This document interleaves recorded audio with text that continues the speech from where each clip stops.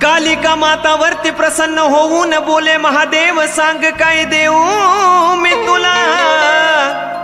आणि बोले काली कारण मैदानी युद्ध करून थकले मी शंभू देवा, आता विश्रांतीची आज्ञा तुम्ही द्यावी मला।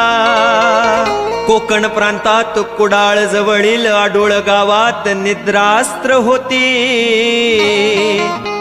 आणि नाथ संप्रदायाचा प्रचार प्रसार कराया तिथे आले मच्छिंद्र नावाचे जती। रागा क्रोधाला आले दोघेही तिथेच कालिका त्यांच्या हातून परास्त होती। त्यादी माया महामाया शिव शंभूची लीला निराळी घ्यावी जाणून कथा पुढली सारी ही महती। शिव शंभू उभे पाठी जग कल्याणाच्या साठी, शिव शंभू उभे पाठी जग कल्याणाच्या साठी। लेकाच्या पुढं ती हरली स्वतःला, लेकाच्या पुढं ती हरली स्वतःला। माझ्या आई महाकालीना दिल बिर कंगन मच्छिंद्रनाथाला। आई महाकालीना दिल बिर कंगन मच्छिंद्रनाथाला।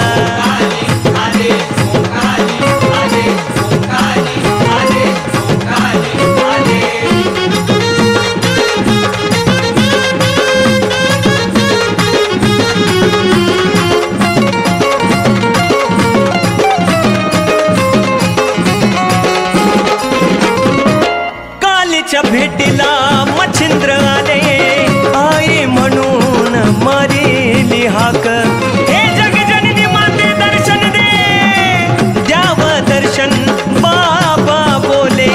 विकराळ रूप तिनं दावलं खतरनाक, क्रोधाला आली काली युद्धाला सुरुवात झाली।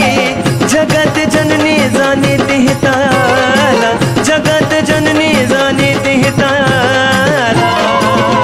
माझ्या आई महाकालीना दिल बिर कंगन मच्छिंद्रनाथाला। आई महाकालीना दिल बिर कंगन मच्छिंद्रनाथाला।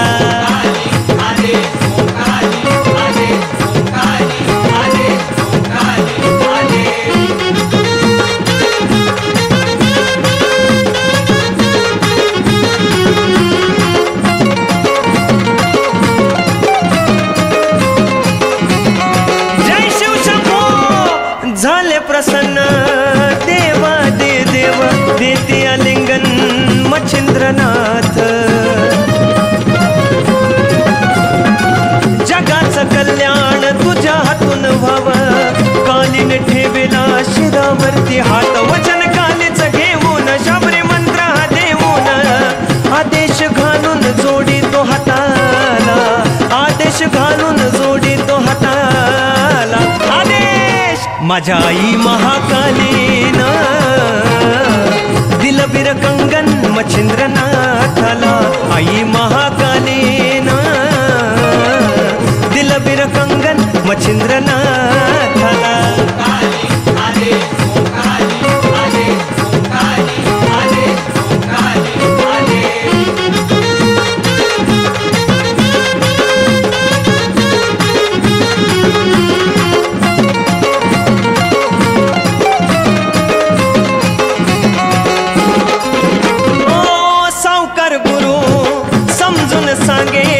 चराचर भगवंत नाही दिशाला,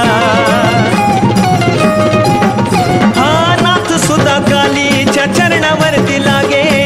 भेदभाव देवामध्ये करता कशाला, भक्तीत नाही बंधन करा दोघा नाही वंदन।